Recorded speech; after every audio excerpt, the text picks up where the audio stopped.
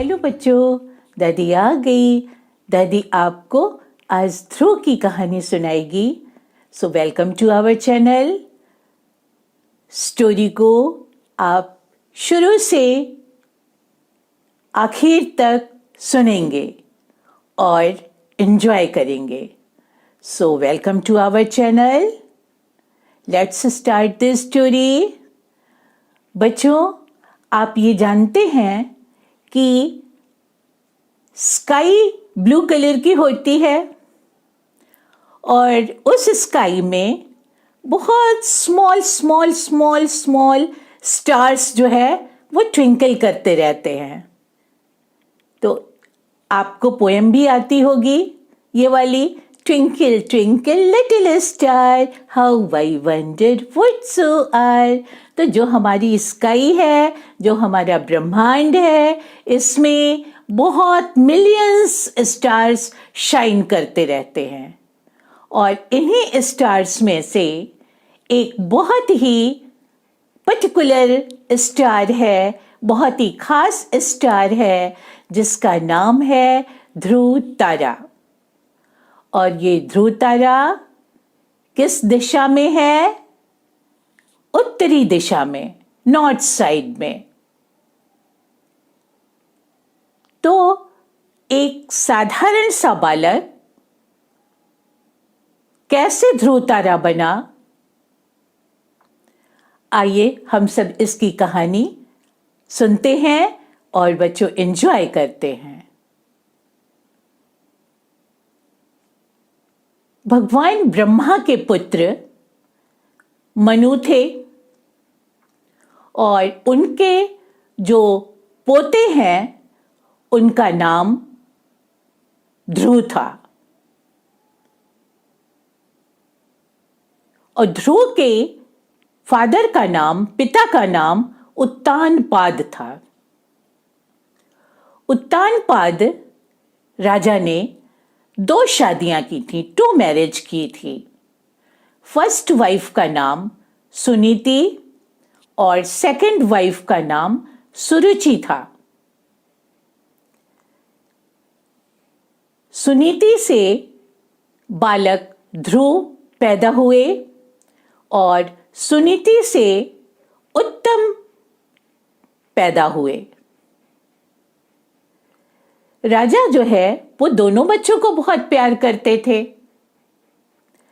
परंतु जो उत्तम की ममा थी सुरुचि, वो ध्रुव को प्यार नहीं करती थी, बिल्कुल प्यार नहीं करती थी।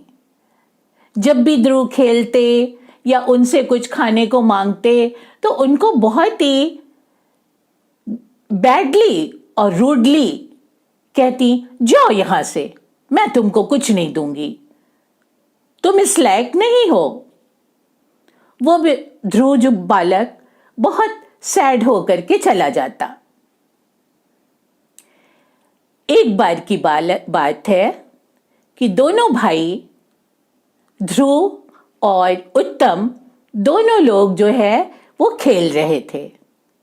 खेलते खेलते इतना एक्साइटेड हो गए कि बालक ध्रुव दौड़ के आए और राजा उत्तानपाद के गोद में बैठ गए। राजा उनको खूब प्यार करने लगे।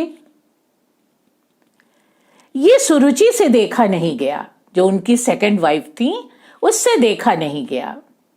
और वो फट से आई और गोद से उतार दिया और कहा, जाओ तुम लोग उधर खेलो।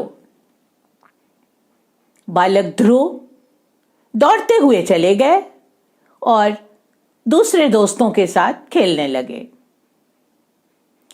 इसी तरह समय बीतता गया, इसी व्यवहार के साथ। परंतु एक दिन की बात है कि बालक ध्रुव को कभी अपने पिता का प्यार अच्छे से नहीं मिल पाता था। उनकी बहुत इच्छा रहती थी कि मैं अपने पिता के गोद में बैठूं और उनसे 2-4 प्यारी बातें करूं, वो मुझे प्यार करें और मैं उन्हें प्यार करूं। ये चाहत उनके मन में हमेशा बनी रहती थी बालक ध्रुव के। एक बार की बात है, ध्रुव को उनके पिता ने बुलाया। बेटा ध्रुव इधर आइए।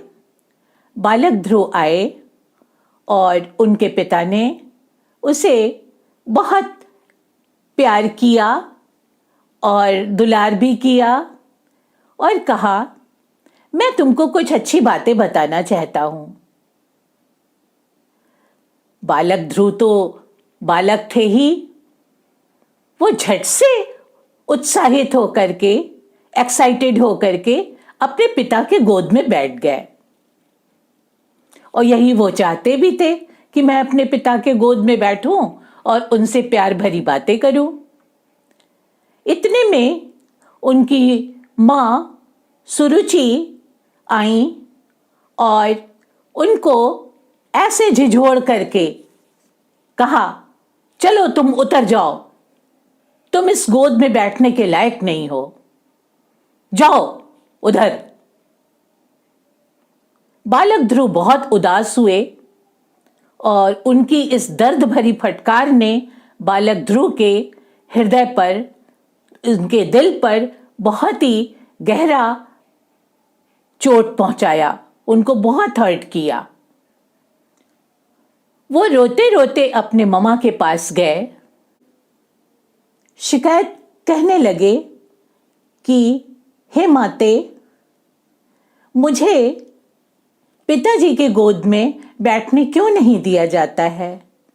मेरा क्या कसूर है मां?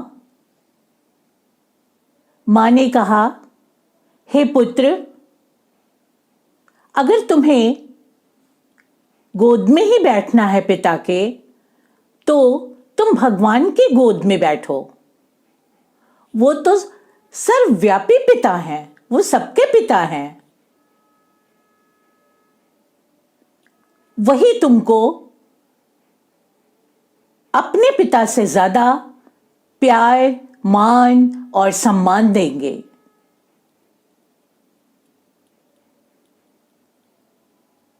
बालक ध्रुव बहुत छोटे थे। उन्होंने मां से कहा, मां, मैं भगवान की गोद में कैसे बैठूंगा? तो मां कहती हैं, बेटा, इसके लिए तुम्हें बहुत तपस्या करनी पड़ेगी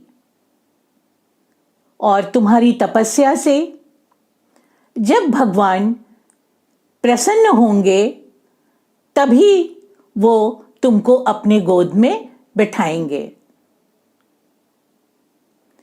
इतना सुनना था कि बालक ध्रुव के मन में हलचल होने लगी और तुरंत उन्होंने अपनी मां से कुछ भी नहीं कहा और जंगल की तरफ चले गए। जब वो जंगल की तरफ जा रहे थे तो रास्ते में उनको नारद जी से मुलाकात हुई। नारद जी ने कहा, हे पुत्र, तुम कहां जा रहे हो?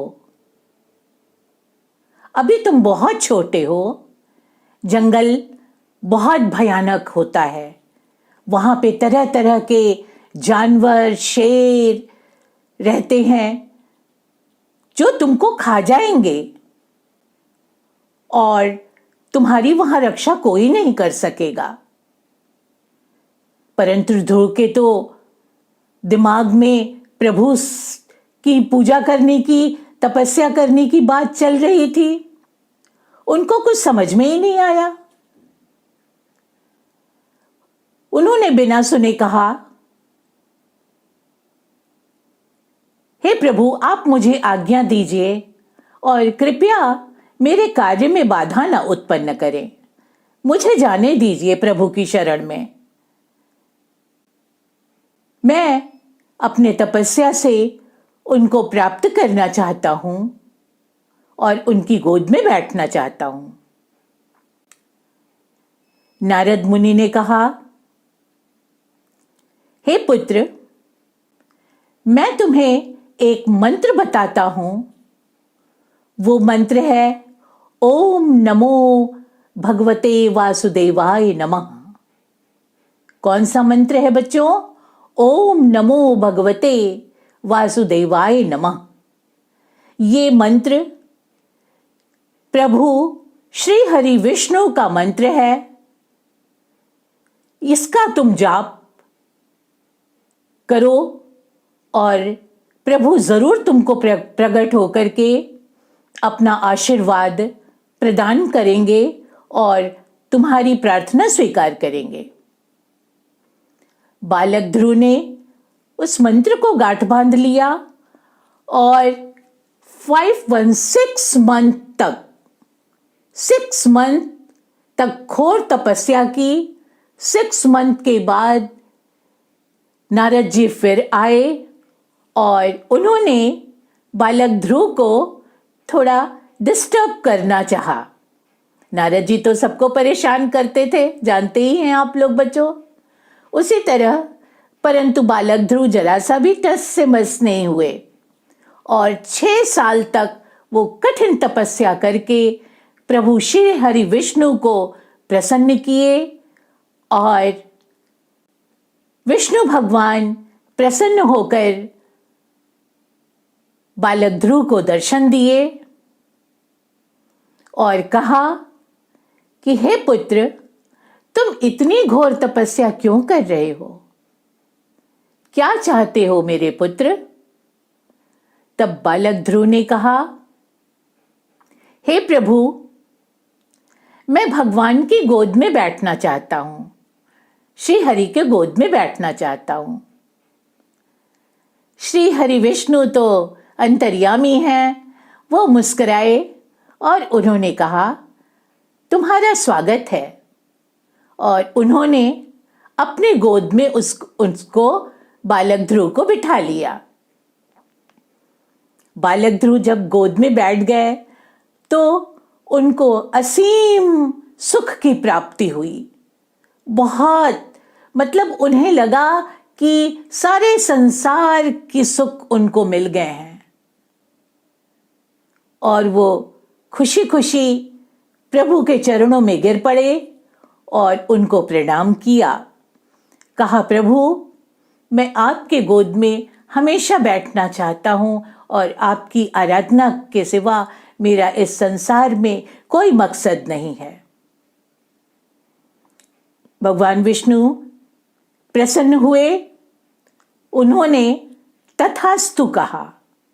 तथास्तु मतलब ऐसा ही होगा। और इस तरह बालक ध्रुव भगवान की गोद में हमेशा जब उनकी इच्छा होती बैठते और जब उनकी इच्छा होती तपस्या करते। आखिर में श्री हरि विष्णु ने बालक ध्रुव को ये आशीर्वाद दिया कि जब तक तुम्हारा जीवन रहेगा तब तक तुम मेरे गोद में बैठोगे और मरणोपरांत मतलब मरने के बाद तुम ध्रुव तारे के रूप में आसमान में हमेशा चमकते हुए अमर हो जाओगे। तो बच्चों, इसी प्रभु हरि विष्णु के आशीर्वाद से बालक ध्रुव को अमृत की प्राप्ति हुई और आसमान में जो सबसे तेज तारा चमकता है उसी तारे का नाम है ध्रुव तारा। और यही बालक ध्रुव ध्रुव तारे के रूप में आकाश में हमेशा चमकते हैं उत्तर दिशा की तरफ। और इस तरह से उनको प्रसिद्धि प्राप्त हुई। तो बच्चों, ये थी बालक ध्रुव की कहानी कि कैसे एक साधारण सा बालक ध्रुव तारा बना। आशा है आपको दादी की ये स्टोरी बहुत अच्छी लगी होगी। तो लाइक करिए, शेयर करिए और सब्सक्राइब करिए। कल फिर दादी मिलती है इसी टाइम एक न्यू स्टोरी के साथ। Okay, bye, love you.